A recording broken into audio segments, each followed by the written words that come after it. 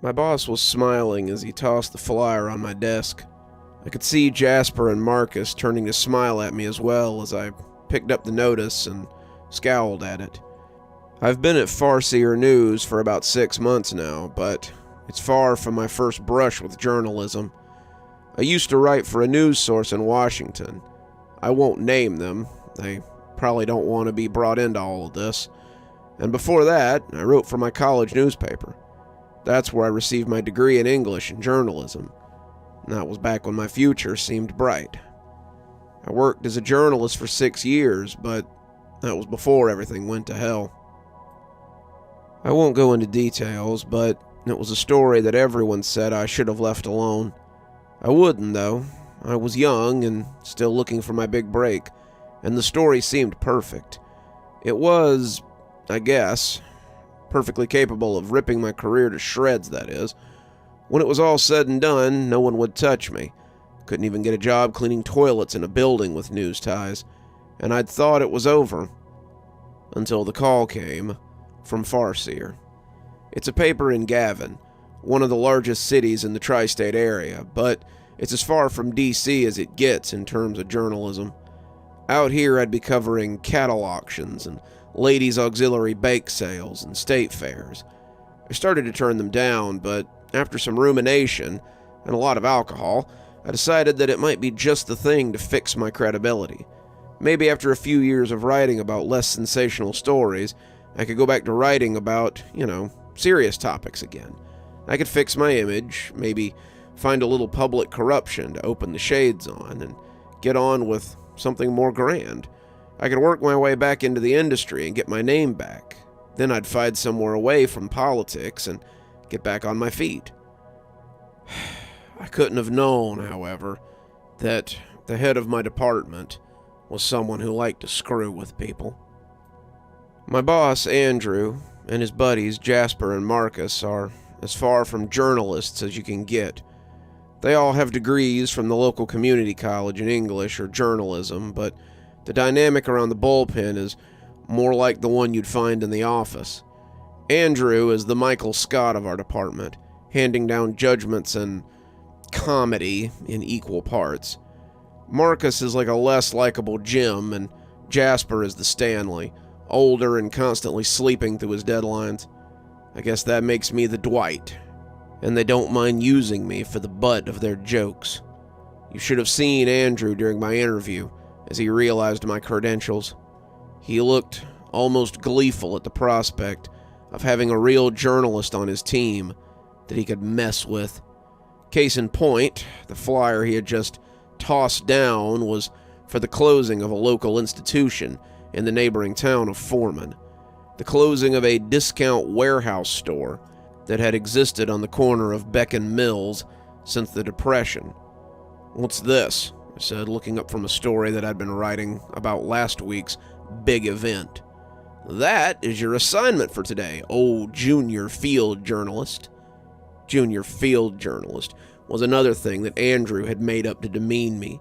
He knew I'd been a hotshot columnist in the big city and decided to take me down a peg with the big stories he handed down. The stories were everything from dog fashion shows to pumpkins that looked a little like Elvis.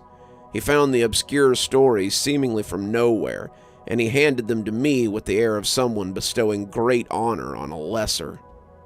He mostly did it so he and the other community college journalists could laugh at me as I went off to chase the story.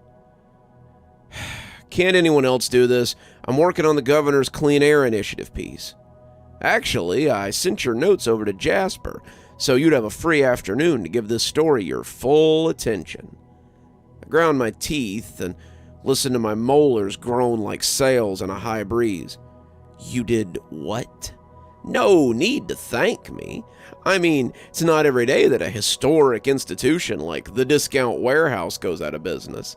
We want your full attention on this story so you can tell us all about the last great sale on this time capsule of Americana. Feel free to use that line if you like," he said, walking off as Marcus and Jasper snickered at me. The whole thing just felt way too much like the actions of a cartoon villain. With little choice left, I packed up my things and went off to chase the story.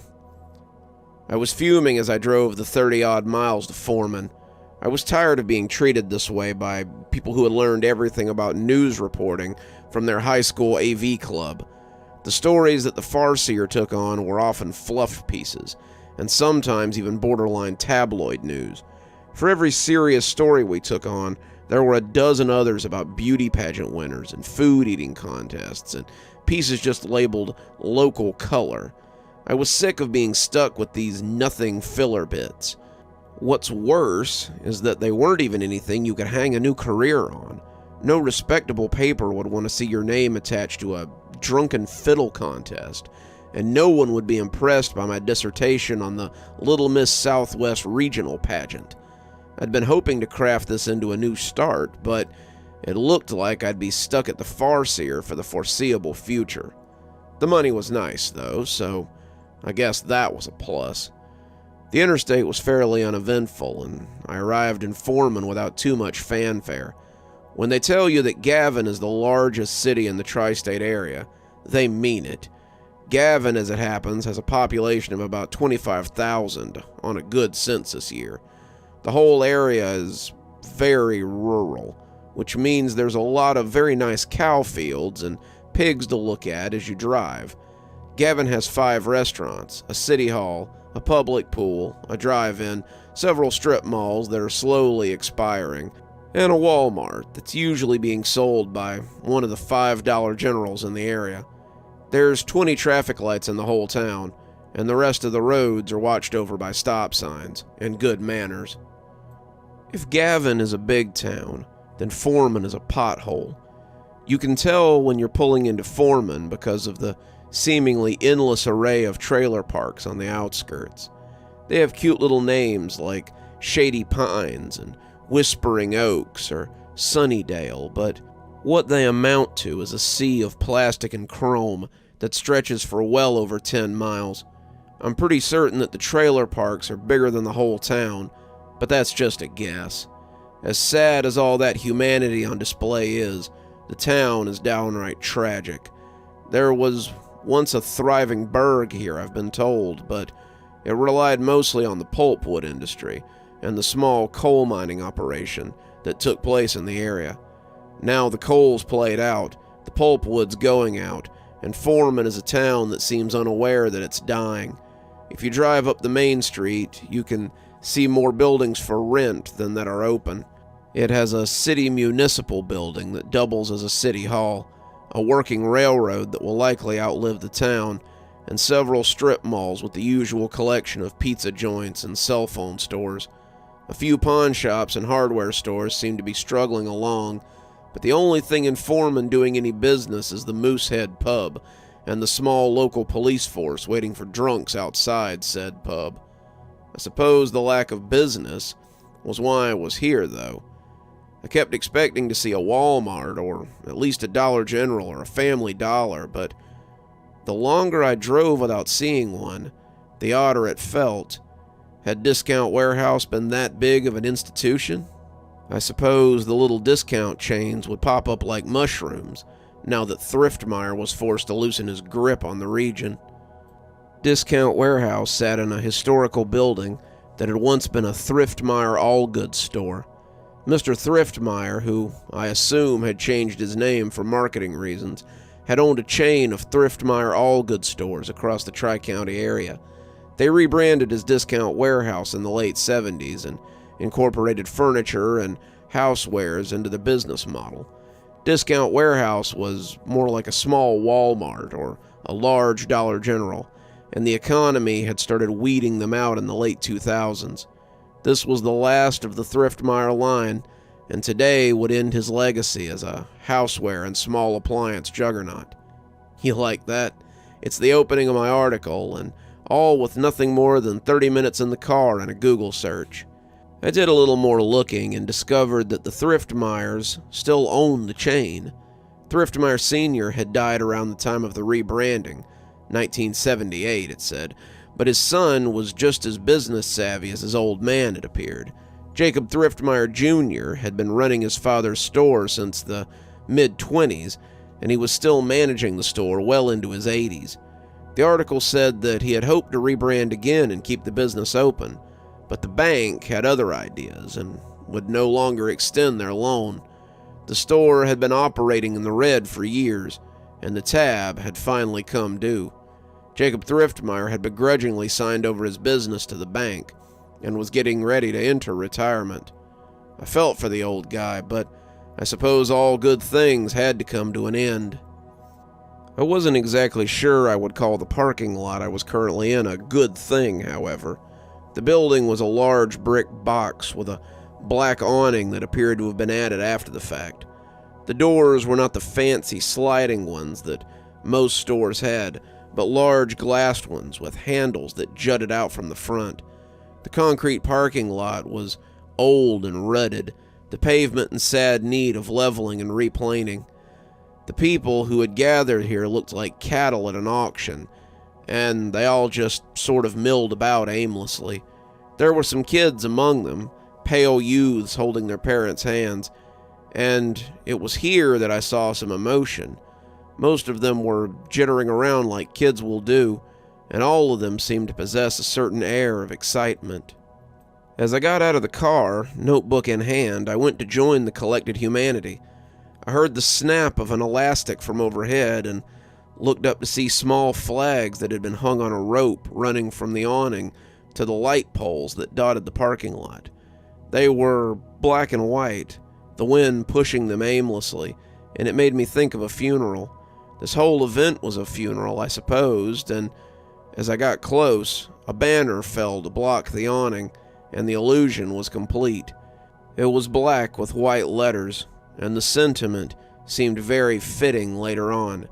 "Everything must go," it proclaimed, and the sight of it gave me the willies. A small stage had been erected, and there was a cheery man in a cheap suit standing beside an old, stooped man in a much nicer suit. He had to be Jacob Thriftmeyer Jr., but the younger man was unknown to me. He was beaming out at the crowd, looking happy to be there, or anywhere on such a day as this.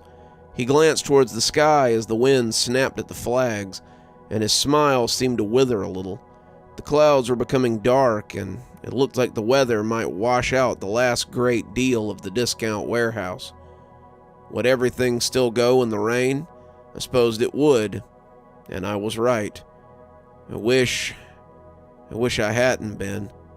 I'm proud to see so many of Foreman's finest out to say goodbye to the city's institution that's been here since the town was little more than a logging hub. Logging hub might have been a stretch, but I supposed this was the mayor of Foreman.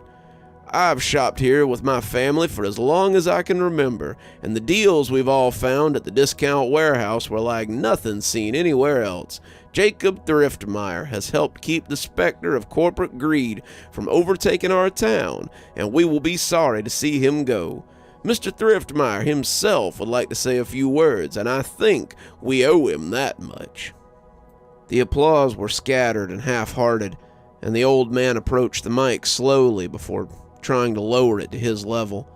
The banner kept catching my attention, and it just seemed off somehow. Everything must go. I'd never thought about that statement before, but it was a little foreboding if you looked at it in a certain light. The kind of light that hovered around here, for example. Everything must go. If everything went, then what would be left? Would Foreman remain? Would Gavin be safe? How much would be left behind once everything had gone? The reedy voice of Jacob Thriftmeyer Jr. brought me back to the stage. "Thank you, Mr. Mayor. My father opened up Thriftmore All Goods a year before the Great Depression sunk its claws into this country. I have strived to keep his legacy afloat, but it seems I have failed. I have failed this town. I failed all of you. And now we must pay the price." I furrowed my brow as I took a shorthand missive of the speech. This was a weird one, even for the ramblings of a geriatric store owner. The people seemed as confused as he was, but the children seemed to know already. While the parents stood in polite boredom, the children were looking around with what I thought was excitement, but I quickly realized was fear. Their neck hair was up for some reason, and they all seemed on the edge of fleeing. It was like house pets just before a tornado hits. They sense the change in pressure, the change in the air, but they can do nothing but wait for it to hit and hope it doesn't simply squash them flat. That should have been a warning, but I ignored it yet again. I was here to get a story, and I meant to be done with it before the whole day was wasted. This store held the town together, in hard times and good times. Many of you have bought your furniture here for your first place, the crib for your first baby, the groceries for your last meal. But today, it all comes to an end. Today is the final moments of Foreman, so drink them in while you can. The mayor was looking at him oddly, some of those who had come to watch looking as if his words had broken through their daze. The children, however, stood straight as fence posts, just waiting for whatever was to come. They seemed to sense the portents, and I remember thinking that some of them might make it out, though I didn't know why the thought had occurred. Make it out of what? What would they need to escape? I'm sorry to be the bearer of bad news, but this store has not existed on its own for all these years. When my father opened his doors in 1932, he was full of hope for the future. He just knew that this would bring his family stability, bring them wealth, and so it did. Even through the Great Depression, Dad made money hand over fist, and he was very generous with the community. Foreman thrived because of my father's money, but somewhere along the way, you all forgot that. The mayor's pasted-on smile was beginning to slip, but when he reached for the mic, Jacob Thriftmeyer gave him a stony look, and he backed away. Thriftmeyer was going to say his piece, and there was nothing anyone could do about it. It's true, and you all know it's true. I kept the riffraff out. I kept the Dollar Generals and the Family Dollars and even the likes of Sam Walton's monstrosity out of this town. And how did you all repay me? You turned your noses up at the local businesses, at the businesses that had made this town great, and you drove to Gavin or Bryson or he spat onto the hot top, McAllister, to shop at Walmart and Target and Costco as the town died around you. You put pennies over people, and now you reap what you have sown. He looked out across the crowd, looking furious with them as they looked down sheepishly. I was astonished. Did he blame them for the fall of his empire? Don't bother looking contrite. I know what all of you think. I know you think that those vultures will be here to nibble my corpse once my store is closed. But you are wrong. You don't live as long as I have without picking up some tricks. And today, I give you all my last deal. He wetted his lips, preparing to speak the words that must be spoken. He turned to the doors, and when he thrust his hands toward them, they opened to reveal the horror they had been holding at bay. Everything must go! As he said it, the doors came open and a thick black smoke came pouring out. It was almost like floating tar, the cloud impenetrable as it hovered out. The effect was galvanizing. The sleepy crowd began to murmur and then to back away. They were unsure what to make of this, but as they got closer, they began to scream and run from the encroaching smoke bank. Some of them, however, stood mesmerized by it. Some walked towards it, and those who disappeared into it were lost within that smoke. I saw most of this, however, from the inside of my car. The final declaration, the negation of the town itself, had moved me as it had moved the doors, and I was bringing my car to life before I realized I had moved at all. The car seemed sluggish to start, the engine making a sleepy grinding noise as it came to life, and before pulling away from the store, I looked back at the old man as he stood atop the podium. His hands were raised in exaltation, his eyes cast skyward, and as the cloud pressed against his back, I thought it might reject him for the briefest of moments. Then it gobbled him up, along with the stunned mayor, and I was leaving the lot on squealing tires. As I drove out of town, I saw the smoke rising behind me. It swallowed the town in a plume of thick gray death, but it seemed I was the only vehicle leaving town. The people I passed on the sidewalk, the ones coming out to look at the cloud, seemed to be mesmerized by all that smoke. They didn't run like the others had, the ones out in front of the store, and I was tempted to stop and shout at them. I wanted them to run, to escape the smoke, but most of them seemed to have accepted their fate. The farther I drove, the more I feared that the smoke would never stop and would simply engulf everything. Every mile I drove, the less I believed I would make it home. When I made it to my apartment, it hardly filled me with a sense of serenity. I'm on the couch now, my phone ringing off the hook as the office tries to get a hold of me. They want to know the same thing the news anchors want to know. What happened to Foreman? They say the town is simply missing, the smoke cloud having cleared to reveal raw earth and nothing else. The streets, the buildings, the trailer parks, the main street, everything was gone. It had been removed down to the dirt, and no one seemed to have escaped whatever it was that had happened. They were looking for witnesses, for anyone with information, and my boss and his friends seemed to be doing the same.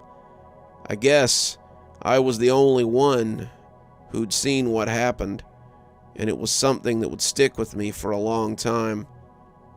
I don't know what to do now, but I know one thing for sure. The sign didn't lie. Everything had to go, so everything went. You're still here. I thought you might be. Thanks for joining me for tonight's story. If your insatiable appetite for horror knows no bounds, might I suggest one of our playlists, or one of our previous stories in the archive? There should be one appearing at the end of the story any minute now. And of course, if you're not subscribed, why not go ahead and hit that subscribe button? Maybe hit that notification bell so you don't miss any of the spooky things that we do here. If you prefer your horror a little more analog, you can always pick up one of my books. There's a link below to my latest, and it'll take you to all the great things that I've posted on Amazon. For my book lovers in the audience, I always suggest coming on down to Patreon so you can become part of my ghostly reader tier and get a book anytime I write one, which is usually about twice a year. Speaking of my patrons, let's go ahead and thank them, shall we? Thanks to Unicorn Hollow for being our spooky ghost contributor. Thanks to Janet and Lady Vengeance for being our spooky skeleton tier contributors. Thanks to Hi Stacy, Winter, Xaronan, Emily Coltsfoot, Stephanie Carrington, Marianne Schuler, Tyler Parker, and Jennifer Damron for being our ghostly reader tier contributors. Thanks, everyone. We just couldn't do the show without you. If you think you might like to support the show in a more monetary fashion, come on down to Patreon. I have many tiers. I'm sure you'll find one that suits you best. I always recommend the ghostly reader tier since you get a signed book anytime I write one on your doorstep. But I have many tiers, and again, I'm sure you'll find one to suit you. And as always, thanks for stopping by. Dr. Plague, signing off. Have a wonderful evening.